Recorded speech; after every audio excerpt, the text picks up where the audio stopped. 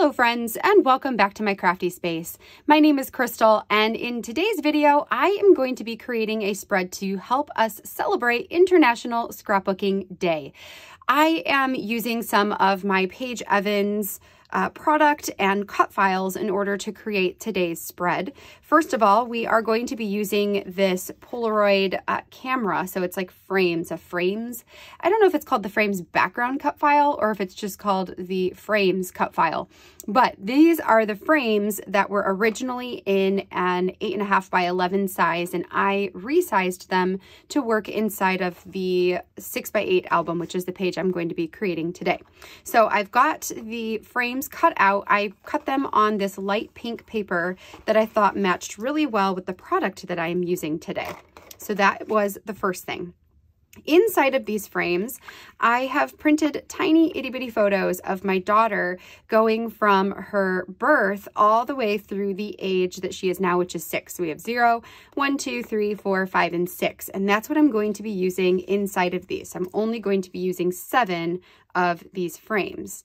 Then I will be creating an interactive spread where I will use some clips in order to actually hold them on there, and then you'll be able to take them off and see her age on the back. In addition to that, I've got some product from the Bloom Street collection. So I've got this How's It Growing card, You Make My Heart Flutter card, and then a journaling section where I can add a little bit about the page, and then some other bits and pieces to help me construct the way that I want this page to work. So what I'm going to do is put you on fast forward while I get this spread put together. And then once we have everything done, we'll slow back down and close out for today. So let's go ahead and dive right on in. For today's project, I am going to be using the Frames Banner Background Cut file from Paige Evans to create an interactive scrapbooking page. So what I need to do is 2 things inside of the Silhouette software. First of all, I want to remove out this little inside portion that represents the clips that are holding on these Polaroids onto the strings, and then I'm also going to reduce the size slightly so I can get this to fit inside of a smaller page for my story album. So let's do the first thing with removing the insides. What I'm going to do is click onto the file itself until the whole thing is highlighted. Then I'm going to go up to Object, and I'm going to release the compound path. And this is going to give me all of the pieces as individual files.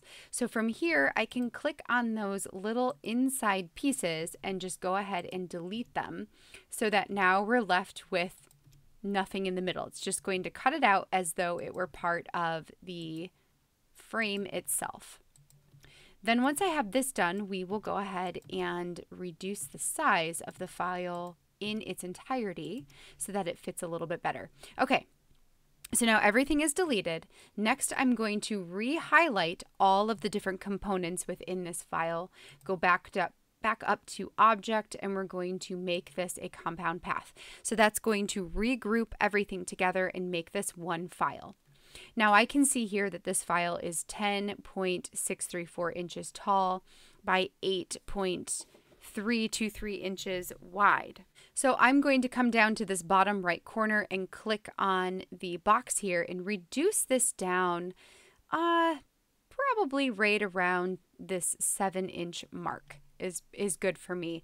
And ultimately, I'm only going to be using 12 of these. So it's 1, 2, 3, 4, 5, 6, 7, 8, 9, 10, 11, 12. So there'll be 3 extra ones that I'll just hold to the side. I'll move this up into the upper left-hand corner, and then now this is good to send to my Silhouette. So I'm going to send it over there.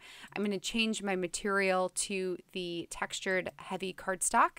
I have an auto blade on my Silhouette Cameo 3. I'm keeping all of the force and the speed standard, and then I'm going to put in a piece of colored textured cardstock and get that cut. Once I have that done, I will meet you back over at my craft table and I will tell you what the next steps are going to be.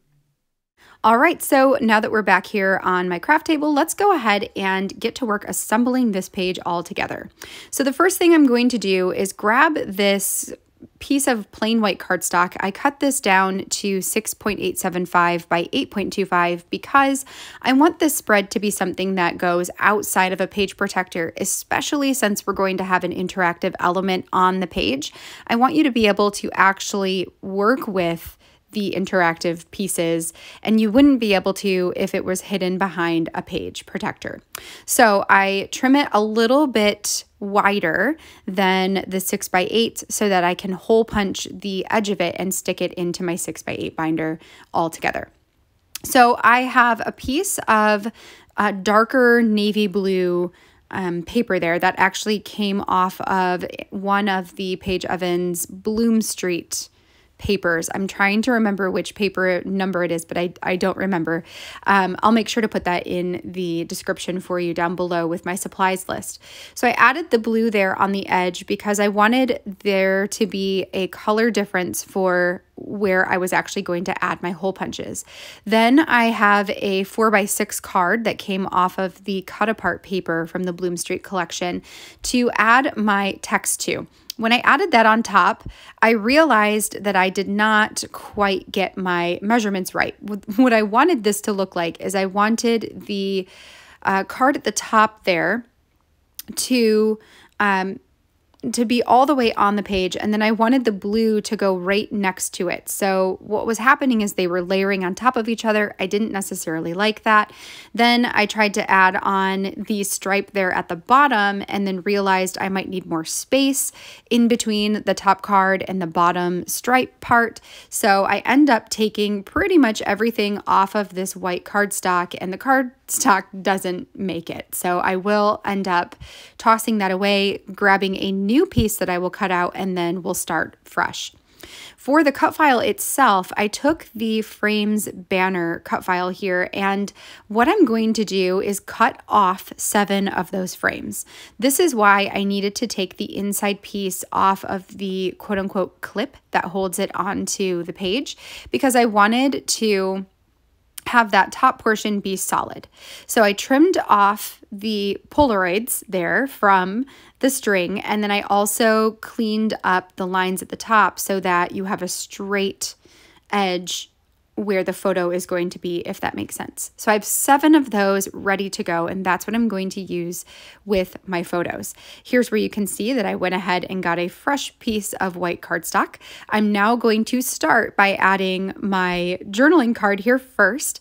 I love the way that this journaling card looks with all the florals and the leaves and all of that framing the outside of it. I just think it's so pretty and so spring-like. Super love it. Then I'm going to take these 7 little frames there and line them up on the page. So I'll have a row of 3 and a row of 4. And that's going to give me a better judge of where to add the stripe at the bottom, because I basically want this all to frame in those little frames, I guess you can say. And then once I have that done, we will add some more adhesive to the side of the page here and then stick that blue right back on there. So it all works out just fine.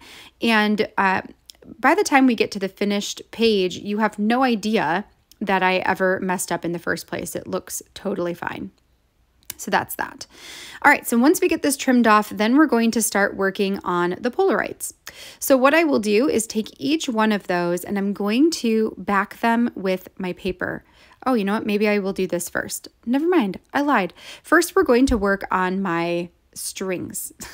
So what I have here is just some jute string, and I tied a bow on the one side of it. I'm stretching it across the white part of that page. I will tie another bow on the opposite end. So then this is going to become almost like a clothesline or like a just a string, I guess, that you can clip stuff to, right? So I want it to be fairly taut going across the page. Once I have that where I like it, then I'm going to position it where I want it to go. I will grab over my tiny attacher and staple it directly onto the page right over top of the bow. So that's going to hold this down and prevent it from coming unraveled.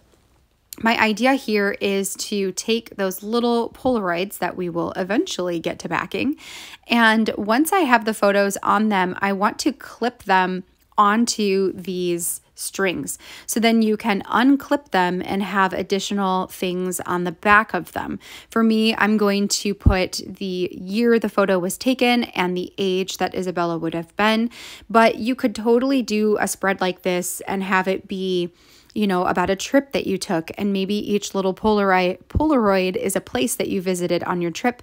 So maybe on the back side, you would put the location that you visited, or maybe it's the city that you were in and then the building that you were visiting, or all kinds of stuff. It just gives you a little bit of extra space to put down some additional information.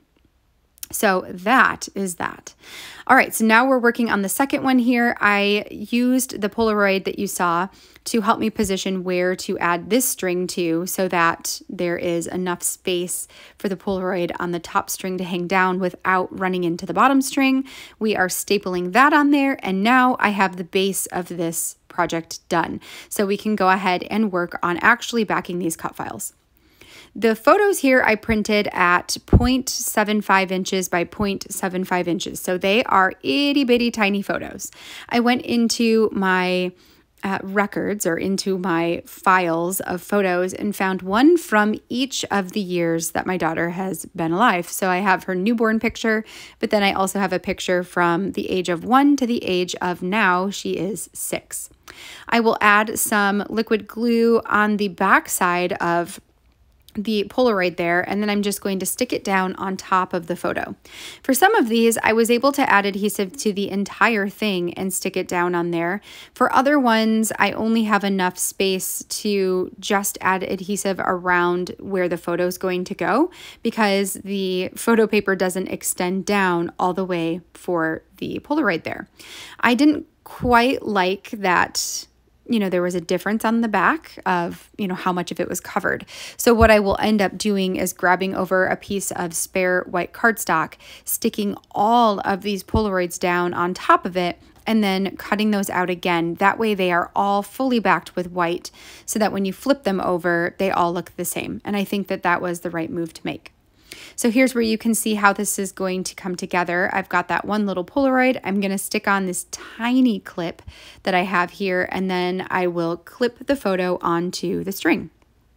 So now I'm going to skip over all of this backing. You don't need to see me do it a million times, so you can see how this works. And here's where you can also see an example of how some of the photo paper goes all the way behind the little Polaroid piece, and some of the paper starts up too high, so the bottom part isn't covered.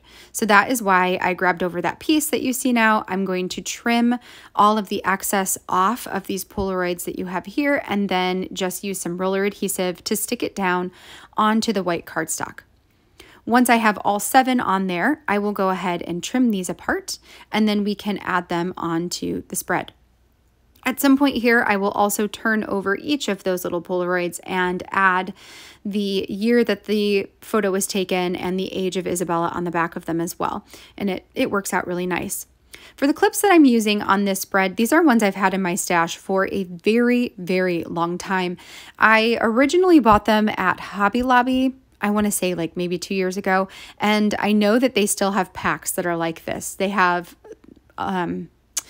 clips that are a lot bigger on them as well, but then they have a bunch of these little tiny ones. So I thought this would be a fun way to use those up. I have 3 different kinds. So there's a solid teal, a glittery teal, and then a like dipped teal. So I just will alternate them here on these strings so that we get variety across the spread. Here is where I'm adding on those dates onto the back of them, and then once I have that done, then we'll get everything clipped onto the page. So the last things I have to do here are to add my main journaling up at the top, and then I also was debating over adding some additional ephemera pieces just to give this page even more interest.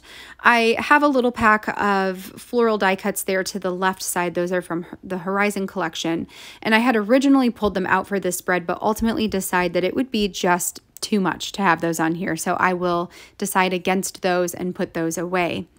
Instead, what I will do at some point here is I will find some tiny phrase stickers that are small enough they fit on the front of those Polaroids. So my thought process was that when you take an actual Polaroid picture, often what you do is write on the section there at the bottom, where the photo was taken or who the photo is of. So I thought that that would kind of mimic the way that that looks. In addition to the side that I have been working on all this time, I'm also going to add these 2 3x4 journaling cards. They're basically just filler cards into a divided 3x8 protector that will go right next to it. I like a little bit of extra that those cards add. It helps to break up a bit of the white space there, adding more color into the spread. And then I also really like the How's It Growing card as a title for this spread altogether, because it is about Isabella growing. So, the photos of her from birth until present day. Once I have that done, I will go ahead and get the side of this outside the page protector page hole punched. That way it can go directly into my album. Then I will take this spread to the side to add my journaling into the top journaling card. And then once I have that done, then we can call this layout done. I love the way that this one turns out. All right, friends, that completes my spread for today. So super fun that these little Polaroid pictures here are totally interactive, where you can take them off the page, and then on the back I have written down the year that the photo was taken, and then also how old Isabella would have been in that photo. So I think that that's super cute. I love that it gives it a little bit of texture. It'll be interesting to put it in my album, but that's okay. I think, it's totally worth it in order to have a fun little spread about her. I hope that you have enjoyed seeing this spread come together. If you have, I would love a thumbs up on this video down below. And don't forget to hit that subscribe button so you can see all of the future crafty videos I have coming your way. Also, make sure to hop on over to the Happy Scrappy Place Paige's Facebook group and check out all of the cut file inspiration today for International Scrapbooking Day. And then also there are a bunch of giveaways and challenges and those kinds of things happening over there too. So you won't want to miss it. All right, I will be back later in the week with some more projects and process videos for you. In the meantime, I hope that you have a wonderful rest of your day, and I will catch you in the next video. Bye, friends.